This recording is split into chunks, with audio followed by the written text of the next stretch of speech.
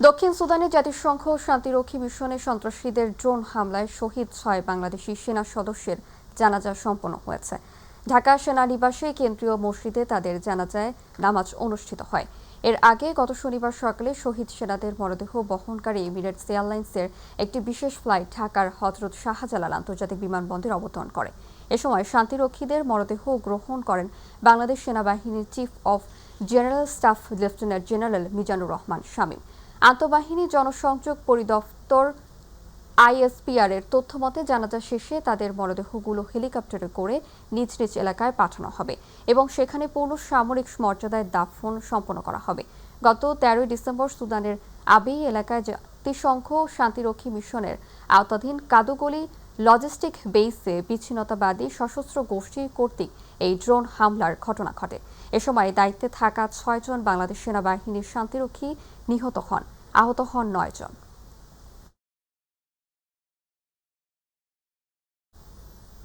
ত্রয়োদশ জাতীয় সংসদ নির্বাচন আগামী বছরের ফেব্রুয়ারি মাসের নির্ধারিত সময়েই হোক, সেটা প্রত্যাশা করেন জামায়াতে ইসলামীর আমির ডক্টর শফিকুর রহমান।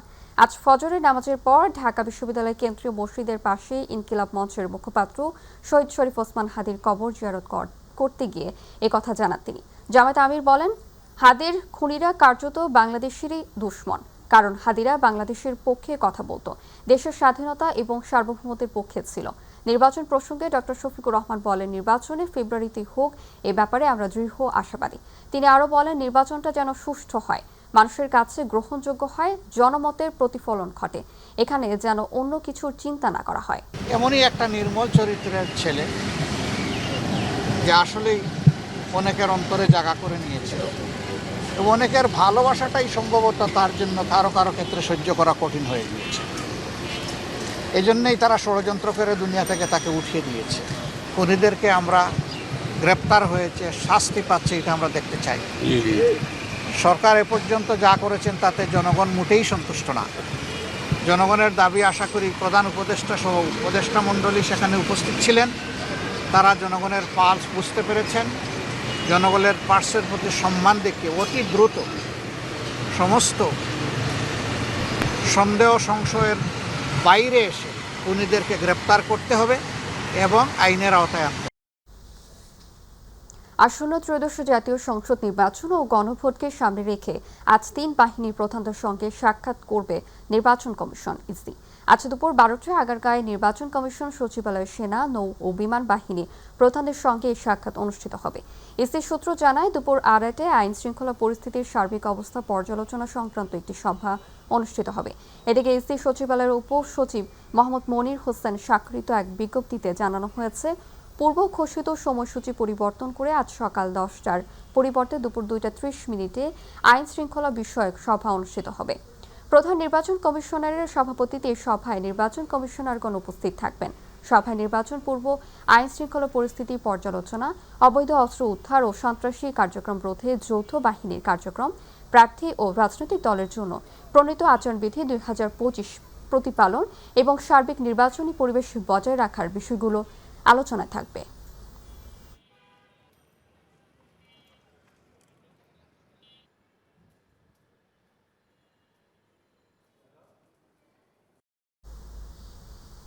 নারায়ণগঞ্জের ফতুল্লার ধলেশ্বরী নদীতে ফেরি থেকে কয়েকটি যানবাহন নিয়ে নদীতে পড়ে যাওয়ায় ঘটনায় ৩ জন নিহত হয়েছেন।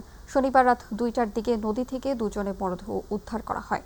অপরজন হাসপাতালে চিকিৎসাধীন অবস্থায় মারা যান। নিহতরা হলেন ভ্যান চালক স্বাধীন, প্রবাসী মাসুদ এবং রফিকুল ইসলাম।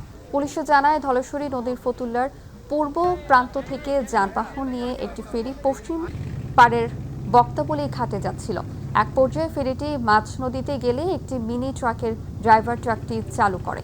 এ সময় ট্রাকের ধাক্কায় দুটি অটোরিকশা, একটি ভ্যানগাড়ি ও একটি মোটর সাইকেলে দুমড়ে মুচড়ে যাত্রীসহ নদীতে পড়ে যায়। এ সময় বেশ কয়েকজন যাত্রী তীরে উঠতে সক্ষম হলেও ৩ যাত্রী নিখোঁজ হন। পরে ঘটনাস্থল থেকে দুজনের মরদেহ উদ্ধার করা হয়। এছাড়া চিকিৎসাধীন অবস্থায় একজনের দীর্ঘদিনেও কাজ শুরু না হওয়ায় ক্রমেই ক্ষোভ বাড়ছে স্থানীয় লোকজনের মাঝে। দ্রুত পার্কটি চালুর দাবি জানিয়েছেন তারা। আর কর্তৃপক্ষ বলছে, ভূমি জটিলতার কারণে ইকো পার্কের কাজ বন্ধ রয়েছে। প্রতিনিধি আনিস খানের তথ্যচিত্র আরও জানাচ্ছেন শামস রাবি। 2020 সালের 3 মার্চ 690 একর বনভূমি নিয়ে টাঙ্গাইলের সখীপুর উপজেলায় যাদবপুর এলাকায় নলুয়া ইকো পার্ক নির্মাণের ঘোষণা দেয়া হয়। প্রস্তাবিত নলুয়া ও ঘেচুয়া মৌজাসহ 5টি মৌজায় বিস্তীর্ণ গজারি বন, সৃজিত বাগান, খাসভূমি, মালিকানা রেকর্ডভুক্ত জমি ও বাইত বনভূমি এই প্রকল্পের আওতায় আনার কথা ছিল। সংশ্লিষ্ট দপ্তরে প্রতিটি মৌজার শিটম্যাপ জমা দেয়া হলেও দীর্ঘ 5.5 বছর পেরিয়ে গেলেও নেই কোনো দৃশ্যমান অগ্রগতি। ফলে ঘোষণার মধ্যেই সীমাবদ্ধ রয়েছে নলুয়া ইকো পার্ক। কাঙ্ক্ষিত সুফল থেকে বঞ্চিত হচ্ছেন স্থানীয় বাসিন্দারা। 4-5 বছর ধরে খালি শুনতাছি, কিন্তু হওয়ার কোনো কাজের কোনো লক্ষণই দেখতাছি না। অনেকদিন যাবত শুনতে পাচ্ছি যে এখানে একটা ইকো পার্ক হবে, আনন্দ বিনোদনের একটা ব্যবস্থা হবে, তো সেই আশায় আমরা বুক বেঁধে আছি। সাইনবোর্ডটা দেখছি, শুধু আমরা সাইনবোর্ড দিয়ে রাখছে, এটাই আমরা জানি ইকো পার্ক হবে কিনা তাও আমরা সঠিক বলতে পারতাছি না। ইকো পার্কটি চালু হলে সখীপুর তথা টাঙ্গাইলে তৈরি হতো নতুন পর্যটন সম্ভাবনা, বাড়ত কর্মসংস্থান, গড়ে উঠত বিনোদন কেন্দ্র আর পর্যটন মানচিত্রে যুক্ত হতো নতুন গন্তব্য। কিন্তু বাস্তবতায় হতাশার খুবই বাড়ছে এলাকাবাসীর। এলাকা উন্নয়ন হতে ভালো হতো, আমি বললাম তো এটা ভালো হতো, হইলে ভালো হতো। 4 বছর যাবত এখানে আমাদের ইকো পার্কের সাইনবোর্ড দিয়ে রাখছে, ওনারাই বলতে পারবে বন বিভাগ কর্তৃপক্ষ। এদিকে বনভূমি ও ভূমির মালিকানা জটিলতার কারণে এই প্রকল্পটি আটকে আছে বলে জানান সংশ্লিষ্ট কর্মকর্তা। সব ধরনের সমস্যা সমাধান করে দ্রুতই বাস্তবায়নের আশ্বাস। 540 একর জায়গার মধ্যে আমাদের বনভূমি আছে, ব্যক্তি মালিকানাধীন ভূমি আছে এবং কিছু কিছু জবরদখলকারীও আছে। এখানকার জনগণের যে চাহিদা এবং জনগণ যে এই ইকো পার্কটি চাচ্ছে বা প্রয়োজনীয়তা অনুভব করছে, সেটার আলোকেই আমরা একটা স্টেক হোল্ডার মিটিং করে আমরা পরবর্তীতে প্রস্তাবনাটা আবার পেশ করব। সব জটিলতা কাটিয়ে দ্রুতই নলুয়া ইকো পার্ক চালু হবে এই প্রত্যাশা এখন স্থানীয়দের। শামস তাবরিজ উচ্ছ্বাস, মাই টিভি নিউজ ডেস্ক। সংসারে অভাব অনটন দূর করতে হাল না ছেড়ে ইউটিউবকে প্রশিক্ষক বানিয়েছেন এক গৃহিণী। পাটের মতো দেশীয় উপকরণ কাজে লাগিয়ে ঘরে বসেই গড়ে তুলছেন সফল উদ্যোগ। রাজবাড়ীর গোয়ালন্দ উপজেলার সেই অদম্য নারীর গল্প জানাচ্ছেন সহকর্মী মোমিন শেখ। গোয়ালন্দ উপজেলার নবু ওসিমউদ্দিন পাড়া গ্রামের গৃহিণী জাসমা আক্তার একসময় সংসারের অভাব তাকে দুশ্চিন্তায় ফেললেও হার মানেননি তিনি।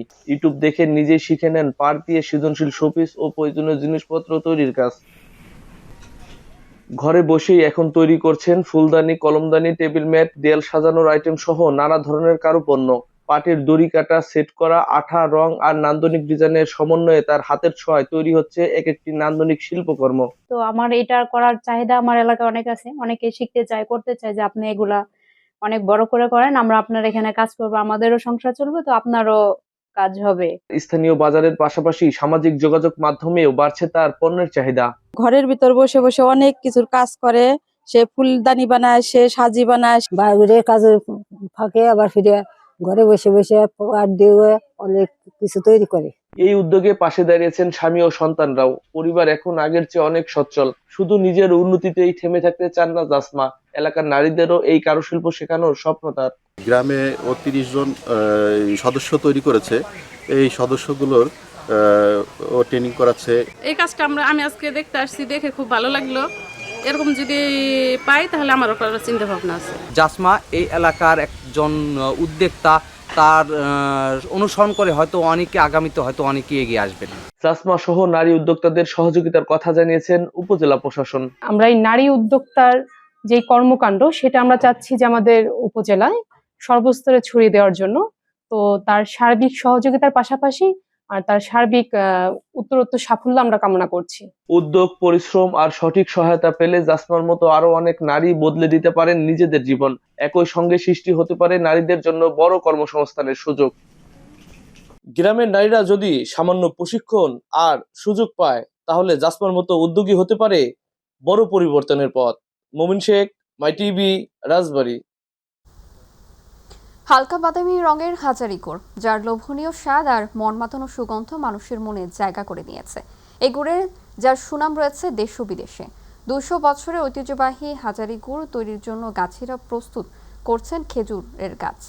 গুড় তৈরির কারিগরদের শীতের সকাল সন্ধ্যা কাটছে গাছ কাটা ও রস সংগ্রহের ব্যস্ততায়। প্রতিনিধি আজিজুল হাকিমের পাঠানো তথ্য চিত্রে বিস্তারিত জানাচ্ছেন সুবাইর রহমান। যেমন তার স্বাদ তেমন তার মন মাতানো ঘ্রাণ, হাতের মুঠোয় চাপ দিলেই ভেঙে গুঁড়ো হয়ে যায়। দেশের গণ্ডি পেরিয়ে যার সুনাম রয়েছে বিদেশেও। প্রতি বছরের মতো এবারও খেজুরের গাছ প্রস্তুত ও রস সংগ্রহে ব্যস্ত সময় পার করছেন মানিকগঞ্জের হরিরামপুরের গাছিরা। পদ্মা তীরবর্তী হরিরামপুরের ঝিটকা, বাল্লা ও গোপীনাথপুর এলাকা রসের রাজ্যে পরিণত হয়েছে। প্রতি বছর ডিসেম্বরের মাঝামাঝি এখানকার গাছ থেকে পাওয়া যায় সুমিষ্ট খেজুর রস। ইতোমধ্যে অধিকাংশ গাছ রস সংগ্রহের জন্য প্রস্তুত করা হয়েছে। অনেক গাছ থেকে আবার রস সংগ্রহ শুরু। 7 দিন আমাদের গাছ শুকাবে, গাছ শুকাইতে 100 টনক হবে, ওর থেকে ভালো রস আসবে। 15 দিন পরে আসবে, তাছাড়া আসবো না। এই গাছটা শুকিব, শক্ত হইব, এই শক্তর পর তারপরে হাজার করতে হইব। হরিরামপুরে হাজারি পল্লীতে ছড়িয়ে পড়েছে উৎসবের আমেজ। গাছ কাটার কিছুদিন পর লাল গুড়ের জন্য রস সংগ্রহ করা হচ্ছে। এর 15 থেকে 20 দিন পর অর্থাৎ জানুয়ারির প্রথমে হাজারি গুড়ের জন্য রস সংগ্রহ করা হবে। পরিশ্রম, সকাল ভোর 3টা থেকে বেলা 10টা পর্যন্ত আমাদের 3 থেকে 4 জন লোক পরিশ্রম করতে হয়। রস জাল দিমু, তার জন্যে নাড়া আনা লাগে, নাড়া এনে নাড়া রাখা হইতেছে।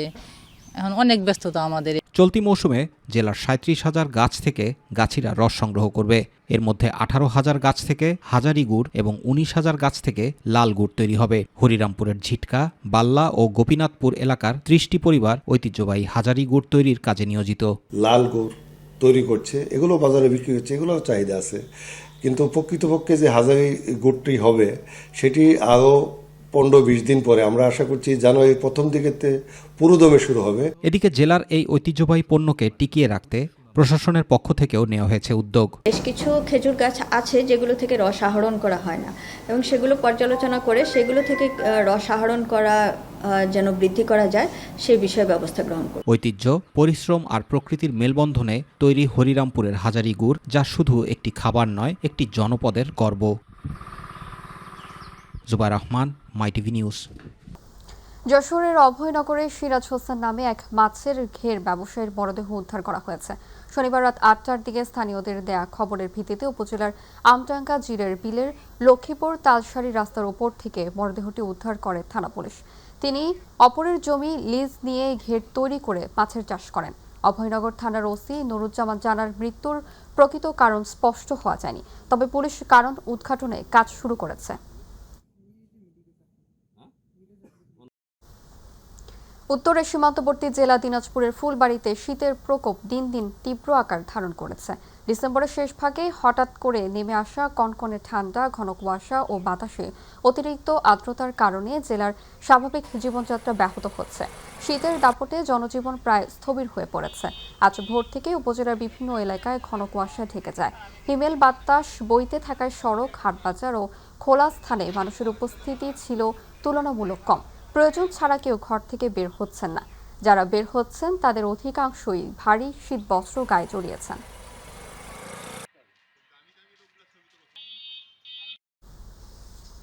চট্টগ্রাম ইনকিলাব মঞ্চের আহ্বায়ক শরীফ ওসমান হাদির গায়েবানা জানাজা অনুষ্ঠিত হয়েছে।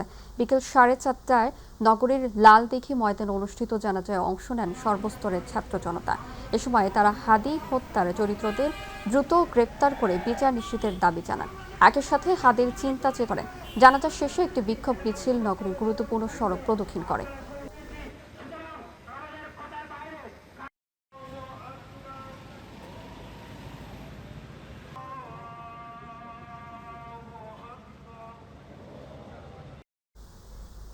ইনকিলাব মঞ্চের মুখপাত্র শরীফ ওসমান হাদির রুহের মাগফিরাত কামনায় জুলাই যোদ্ধা সংসদ সিলেট জেলার উদ্যোগে গায়েবানা জানাজা হয়েছে।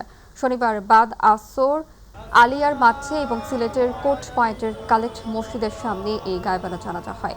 এ জানাজায় দলমত নির্বিশেষে সকল শ্রেণী ও পেশার মানুষ এতে অংশগ্রহণ করেন। এ সময় সিলেটের জেলা প্রশাসক সারওয়ার আলম, সিলেট মহানগর বিএনপির ভারপ্রাপ্ত সভাপতি রেজাউল হাসান কয়েস লোদি, সাধারণ সম্পাদক ইমদাদ হোসেন চৌধুরী উপস্থিত ছিলেন।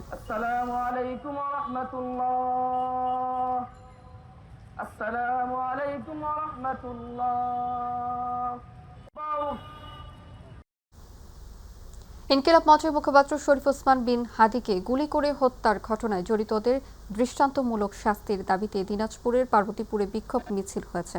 শনিবার জাতীয় নাগরিক পার্টি এনসিপির উদ্যোগে কেন্দ্রীয় বাস টার্মিনাল চত্বরে এর আয়োজন করা হয়।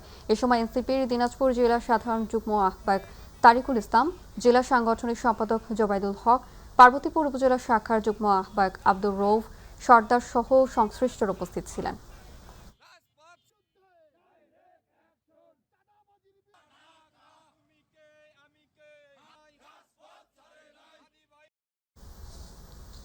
জুলাই আন্দোলনের অন্যতম যোদ্ধা ইনকিলাব মঞ্চের মুখপাত্র শহীদ ওসমান হাদি স্মরণে রংপুরের কাউনিয়া উপজেলায় শোক র্যালি ও গায়েবানা জানাজা হয়েছে। শনিবার সর্বস্তরের জনগণের ব্যানারে একটি শোক র্যালি বের হয়ে উপজেলার বিভিন্ন গুরুত্বপূর্ণ সড়ক প্রদক্ষিণ করে। নামাজ শেষে মরহুমের রুহের মাগফিরাত কামনা করা হয় এবং শোক সন্তপ্ত পরিবার পরিজনের প্রতি গভীর সমবেদনা ও উপস্থিত মুসল্লিরা ওসমান হাদির আদর্শ ও সংগ্রামী জীবনের প্রতি শ্রদ্ধা জানান।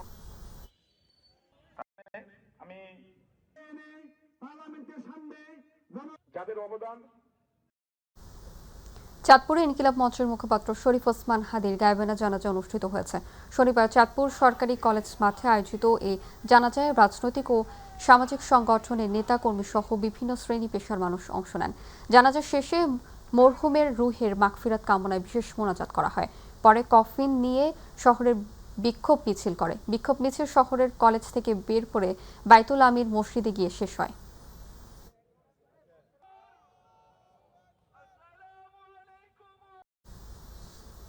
নারায়ণগঞ্জের চাষারায় শহীদ শরীফ ওসমান হাদির গায়েবানা জানাজা অনুষ্ঠিত হয়েছে। গতকাল জান্নাত জামে মসজিদ সামনে গায়েবানা জানাজা অংশ নেন এনসিপি, বিএনপির, জামায়াত ইসলামী সহ বিভিন্ন রাজনৈতিক সংগঠনের নেতৃবৃন্দ ও সর্বস্তরের মানুষ।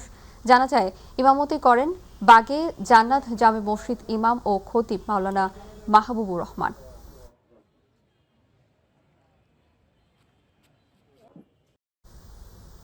দিনাজপুরের ফুলবাড়ী ব্যাটালিয়ন 29 বিজিবির সীমান্তে বিওপি এলাকাতে চোরাচালান প্রতিরোধে অভিযানে পরিচালনা করে ভারতীয় মাদকদ্রব্য আটক করা হয়। ভারত থেকে অবৈধভাবে মাদকদ্রব্য সীমান্ত দিয়ে বাংলাদেশে প্রবেশ করায় মালিকবিহীন অবস্থায় সীমান্তে 3,28,000 টাকার ভারতীয় মাদকদ্রব্য আটক করা হয়েছে বলে জানান ফুলবাড়ী ব্যাটালিয়ন 29 বিজিবির অধিনায়ক লেফটেন্যান্ট কর্নেল এ।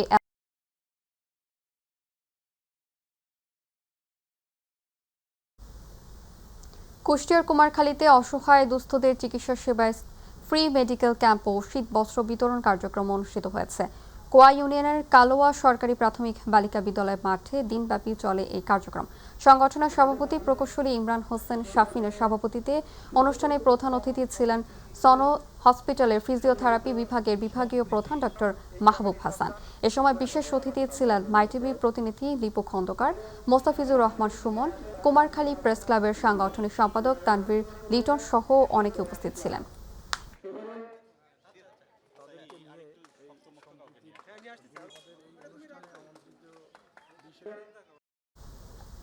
বাংলাদেশের জাতীয়তাবাদী দল বিএনপির কেন্দ্রীয় কমিটির প্রচার সম্পাদক সুলতান সালাউদ্দিন টুকু বলেছেন, দেশকে অস্থিতিশীল করা, অরাজকতা সৃষ্টি এবং নির্বাচন বানচাল করার উদ্দেশ্যে ভারতে বসে শেখ হাসিনা হাদি হত্যার নির্দেশ দিয়েছেন। শনিবার সদর উপজেলার বিন্নাফের উচ্চ বিদ্যালয় মাঠে সাবেক প্রধানমন্ত্রী বেগম খালেদা জিয়ার সুস্থতা কামনা এবং টাঙ্গাইল সদর উপজেলা বিএনপির সাবেক সিনিয়র সহ সভাপতি ও ডাইনা ইউনিয়নের সাবেক চেয়ারম্যান শহীদ রফিকুল ইসলাম ফারুকের 12তম শাহাদাত বার্ষিকী উপলক্ষে আয়োজিত দোয়া মাহফিলে সাংবাদিকদের প্রশ্নের জবাবে তিনি এসব কথা বলেন।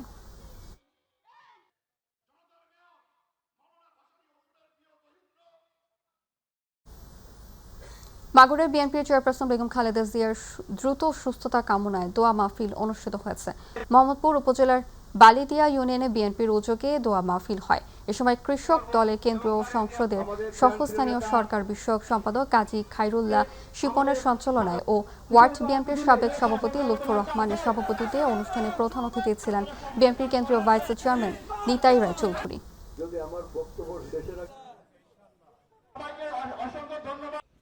মাগুরা 2 আসন বৈপ্লবিক একটা পরিবর্তন বক্তব্য রাখার জন্য বলছি, তারপর আমি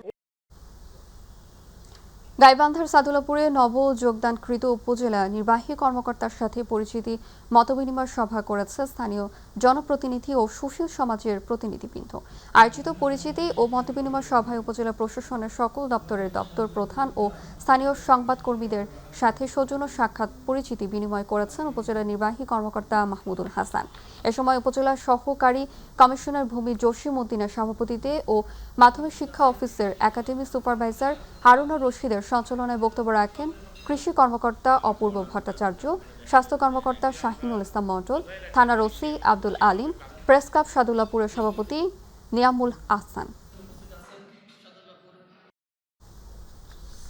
টাঙ্গাইলের ঘাটাইলে লেফটেন্যান্ট ফ্রেন্ডশিপ অ্যাসোসিয়েশনের স্কলারশিপ 2025-এর প্রথম শ্রেণী থেকে দশম শ্রেণী পর্যন্ত বৃত্তি পরীক্ষায় 3টি উপজেলায় 207 জন পরীক্ষার্থী অংশগ্রহণ করেন। শনিবার পাকুটিয়া পাবলিক স্কুল অ্যান্ড কলেজে বৃত্তি পরীক্ষা অনুষ্ঠিত হয়। এ সময় পরিদর্শক হিসেবে ছিলেন পাকুটিয়া পাবলিক স্কুল অ্যান্ড কলেজের গভর্নিং বডির সভাপতি Shafiqul Islam Khan Ratan, Pakutia public school and কলেজের অধ্যক্ষ জীবন নিসা, সংগঠনের উপদেষ্টা ডক্টর ফণীন্দ্র চন্দ্র লাল পাল সহ আরও অনেকে।